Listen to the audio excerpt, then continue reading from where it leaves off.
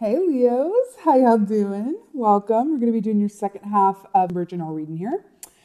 Before I get into the meditation, just a couple of quick announcements. Firstly, my How to Be Your Own Intuitive course is now available for registration. All of that information is over on my website, which is listed in the description box below. I would absolutely love to have you. It's going to be a really good time. Also, I now have a newsletter. Fancy that. I'm really loving doing them. I'll do a monthly animal energy, book recommendations, current obsessions from tarot decks to films to anything you can think of, more than likely. So I would love, love, love to see you over there as well. Again, all of that info is over on my website, which is listed in the description box below. Please and thank you very much. Okay, on to your meditation. I heard Under Pressure by Queen and David Bowie. I saw a bunch of ants, right? Like the insect ants all working together and lining up. It was like this whole community of ants, like worker ants. And I saw this outline. Have you ever seen those outlines of Christmas trees? It was taking me to winter time, interestingly. Have you ever seen those outlines of Christmas trees where it's constructed by wire or by pipe, and it's like the shape of it, but it's all made of lights with like a star on the top? So it's not an actual living Christmas tree, but it's something that's been constructed geometrically and usually as a group effort. Involves ladders and teamwork and lighting and electrical, outlets and systems and all of that stuff. I saw you guys sort of involved in that work effort, but it felt very organized and strategic. But I also saw that it's almost as if you are working on or for something that is going to benefit a group of people, as opposed to on an individual basis as well, for sure. But it feels like something, because if you think about the Christmas tree, like that I'm looking at, what I'm seeing is when they used to, or still do, I guess, when they light the Christmas tree, they light the star on the top of the Christmas tree in like a town center. Like where I was growing up, they used to have it downtown, or Rockefeller Center here in New York, where they light the star and it's a big thing. They turn all the lights on and it's like, woohoo, it's the season. That's what I saw for you guys. But a lot of people far and wide benefit from that, whether it's the people watching on television or people from, like some ways down the road that have shown up for that event can see the star and the tree. So I do feel like on one hand, it's a metaphor for you being, symbolically a beacon of light and hope for people around you, or even people that are, a little bit further away or distance, whether that's through social media or whatever have you, or influence or just energy, right? It's interesting. I feel like some of you guys are quite literally sending out blessings and healing energy for the world, for some of you guys. And it's like a part of your practice. It feels very generous. It feels like you are an energetic benefactor. It feels really nice. But then I saw something it's very interesting how this came through. So I saw the image of an actor. His name is Ben Barnes. You may not know who he is, but you've probably seen a lot of stuff that he's been in. He was Prince Caspian in the Narnia series. He was on Westworld. Anyway, look him up, Ben Barnes. I saw an image of him. It's 3, by the way. I saw an image of him getting back to work in London. He's from England. Yeah, I think he's from England.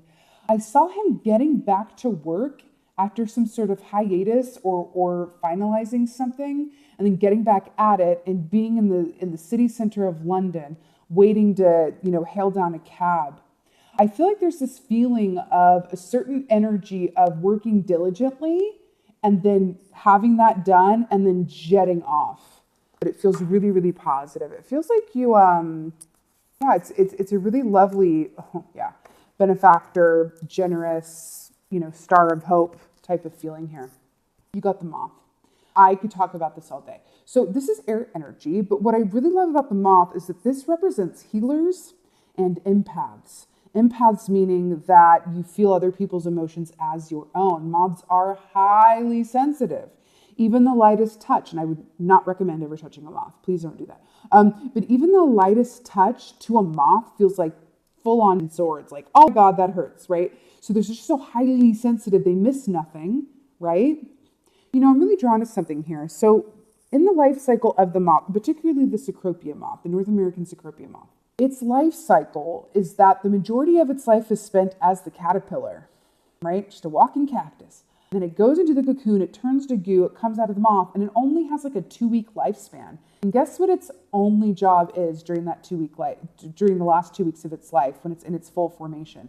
It's to mate, right? And to lay eggs and leave that legacy behind. That's its job as the moth formation the last 2 weeks, is to lay those eggs and leave behind the legacy, to give birth to new life before it itself reaches the end of its life. That is stunning. That feels really pertinent for you guys right now. It really, really does. It feels like you are leaving behind something for others, or that you are doing something that's going to have lasting long-term effects.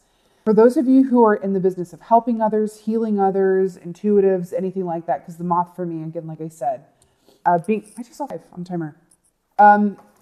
Being an empath is an intuitive ability, okay?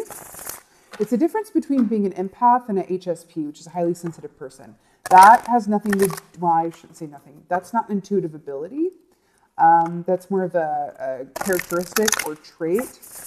But being an empath is like, you can pick up on things that, other people do not say.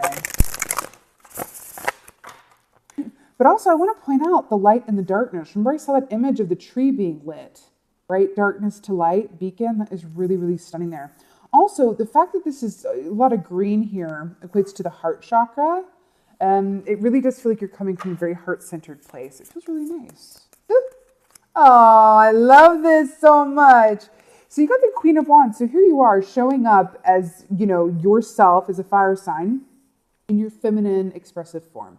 So I really like this, and this makes a lot of sense to me, because we're talking about you being a benefactor and how its final 2 weeks of life, the moth is only there to lay eggs and give birth before, ending its life cycle. And then you come up as the mother of your home suit, being generous, giving to others, being there for others. This also speaks of, first of all, I love the sunflowers here.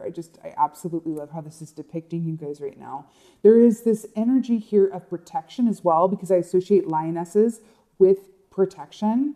So you could either be, that protective energy for other people or other people towards you. But I also feel like there's a sense of like you're protecting, it's going to sound funny, but it's almost as if you are remember when I said that I saw you kind of, some of you sending out healing intentions for the world, or sending out energetic healing for those you love, or even saying a prayer, setting that intention.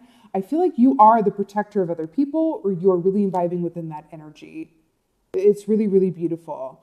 The Queen of Wands also speaks of a sort of self-confidence and love of home, where you come from, what your home means to you, it being a safe haven. Some of you guys could be stepping up into a more fully realized position within your communities as well, or identifying with your communities in a way that maybe you didn't before, or in a newfound way. But this is loving where you are. But again, I'm really drawn to this protection aspect. It could be that you have children, you're feeling that towards them, or for humanity, whatever have you, but they're for clients too. But it's, oh God, guys, Queen of Cups. Look at this Queen of Cups. I love that you're coming up in your feminine form. Okay, so I equate moth energy also to feminine form, because again, largely about the laying of the eggs and giving birth to new life, and it's about receiving. Empaths are receivers, right? So now you have the Queen of Cups, which is another receiver coming up again in your feminine form, right? Receiving a lot of intuitive downloads. That's what the Queen of Cups does, honey. She gets those intuitive downloads. She feels incredibly deeply, and she represents what? Empaths. There's a lot of intuitive information coming your way. There is a lot of deep feeling here, but I'm also really drawn to the fact that this animal is equally comfortable underwater or above water, land and sea. Land and sea. There's something about that. I'm actually hearing the song Land and Sea, or Land or Sea, by Sleeping at Last. I'm hearing that song for you. Whoa, you are, God. The receptive, feminine, healing energy and the Gaia energy here is real. Oh God, I'm obsessed. Okay. So we have the Three of Pentacles here. I really love this. Okay. So you see how the giraffe, you would never mistake the giraffe for any other animal, unlike a buffalo or a bison or certain types of birds. And you go, is that or is it this? The giraffe, there is no mistaking a giraffe for a giraffe. It has that beautiful long neck and that very distinctive, patterning and coloring. The Three of Pentacles traditionally is about you being compensated and recognized for the work that you do better than the rest or more or uniquely so? What work is specific and unique to your abilities, whether you've accrued them or you have them inherently, right?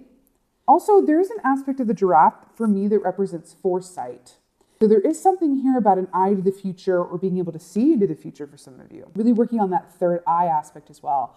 Really trying to the fact that I saw the actor Ben Barnes. I'm not exactly sure why he's coming up like he is in this reading. I don't usually channel like random actors, but he's coming through.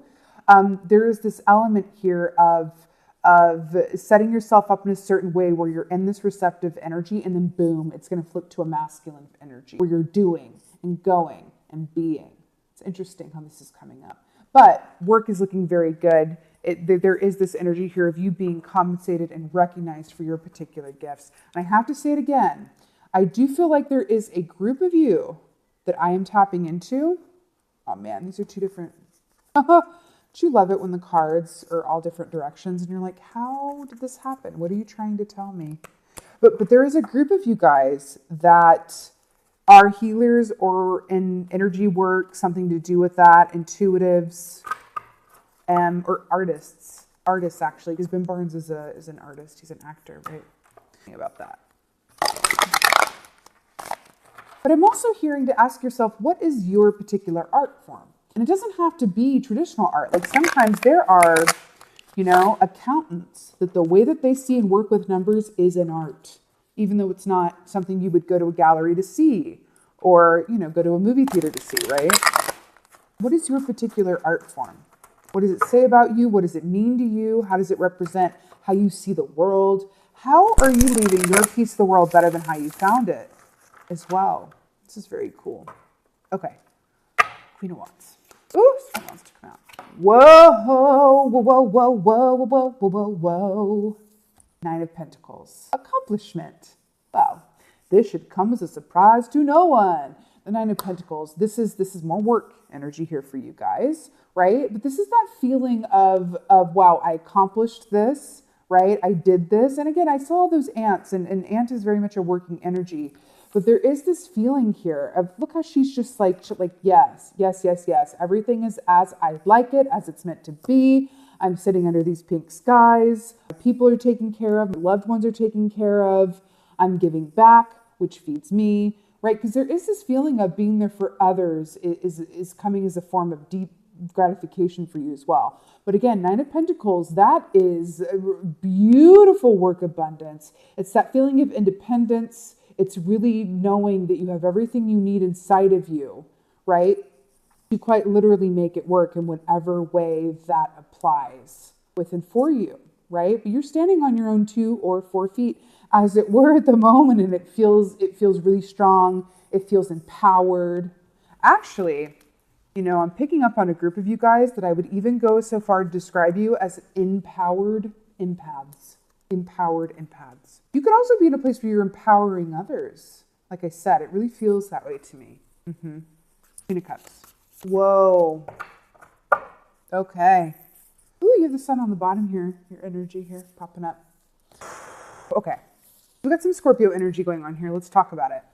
So we have the Tower here, right? Scorpio energy, and then we have the Queen of Cups, Scorpio being a water sign, known as being incredibly intuitive. So I'm feeling a lot of Scorpio energy here. Also, Scorpios are known to being very empathic and deep feelers, and then we have the empath energy with the Moth. So I want to talk about this. The Tower traditionally, it's what I call the universe being the great rearranger that it is, coming in and really changing things up when you've gone a little askew off of your path, right? Now, here's the thing with the Queen of Cups and the Tower. It is very clear that you are feeling things very deeply. It feels very clear that you are very tapped into your intuition, but I want to bring something up. Remember when I saw that image of working on the Christmas tree and it going from one state of being, and then suddenly you're in central London hailing a cab and it's go, go, go, go, go. There's this aspect here of stillness moving into action. But I also feel, quite literally, what I want to say about this, some of you guys are in for quite an upgrade when it comes to your intuitive abilities. I want to say a word of loving caution around that, especially with this empath energy and everything else. If you feel, especially because we're underwater here with the Tower, right? Self-care is highly important. Okay, self-care is highly important.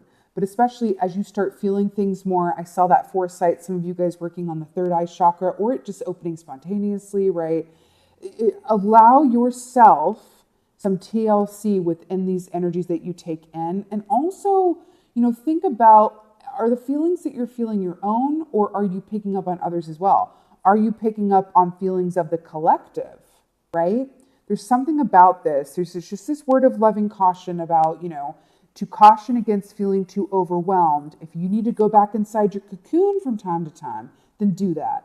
Because you'll be able to reemerge, able to be there for others even more so, but you can't fill from an empty cup. And it really feels like allowing yourself the TLC and the time that you need is highly important. Again, transformation here. That's what we're talking about. This is about the transformation that you're going through and how to do so in a way that is not just effective, but also healthy, right? Constructive and nurturing. Three of Pentacles. Whew. Okay. The star. The star on the top of the Christmas tree. I'm obsessed with this. Listen. You have the star, and then you have the Three of Pentacles with the stars here. Listen, traditionally speaking, this is Aquarius energy here. This is great hope, great love, spiritual insights, intuitive abilities. Some of you guys are in intuitive work. I'm telling you that right now. But also, there is an aspect of wish fulfillment to this key as well around the work that you do. Or even who you are as a person. What about you is specific to you that okay, this is kind of morbid, but I'm going to go there because I'm feeling the Scorpio energy anyway. I'm getting a message to think about what your eulogy would say. Again, with this moth passing away too at the end of its cycle. Like, if you were to die tomorrow, what would your eulogy say about you? Being really honest about that and allowing that to inform where you are and where you go next, okay? There's a quick change that wants to happen within at least how you relate to yourself in the world, the work that you do, how you do your work, in what way you do your work, your relationship to your work, your interpersonal relationships, where you live, your community. It feels all-encompassing like that. It does. It feels all-encompassing like that. And you're being asked to ask yourself these big questions, right? But it feels like the product of you doing so is going to result in such illumination and great love and power and healing with and for yourself, and also for the others in your direct atmosphere, but also by extension. I also want to point out the fact that I was talking about the light and the dark and the inside the cocoon and coming out to the light. And then we have the stars, the illumination and the darkness and the unknown as well with the star key here. But I'm also hearing a specific message because Aquarians are known for being like the aliens of the zodiac. A bit weird, a bit strange, a bit different. I can say that because I am one, right? And then we were talking about the giraffe with the long neck and the being unique. What about you is unique to you? And how can you embrace that more? How can you use your unique abilities to inform or enhance what you do or want to do, right? That's the question. Yep, I want to get a bird. Let's get a bird. Oracle from Leo's here.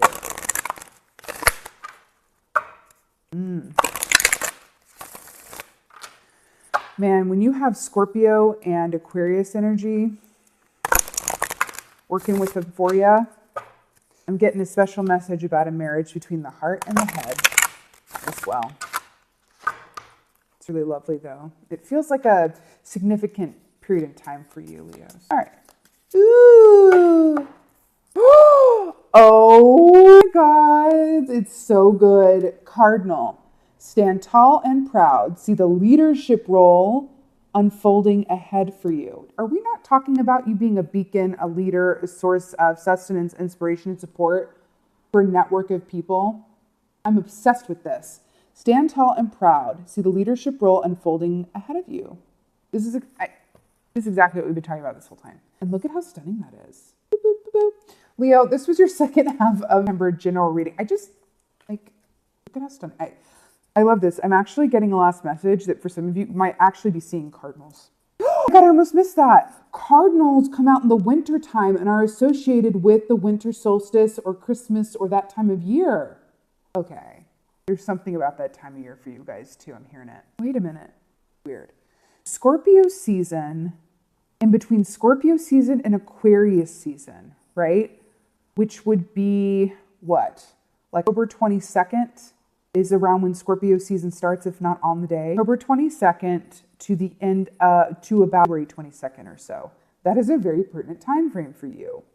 October 20th around there to February 22nd. Whoa, that was very specific, but I'm obsessed with that. Okay, Leos, this is your second half of our general reading here. I so hope that this helped and resonated with you. If so, please do let me know in the comments below. I just live and love for reading your comments. And with that being said, just thank you. Thank you so much. I appreciate every single one of y'all for being here and for watching. And as always, thank you for being you. And be well. Until next time.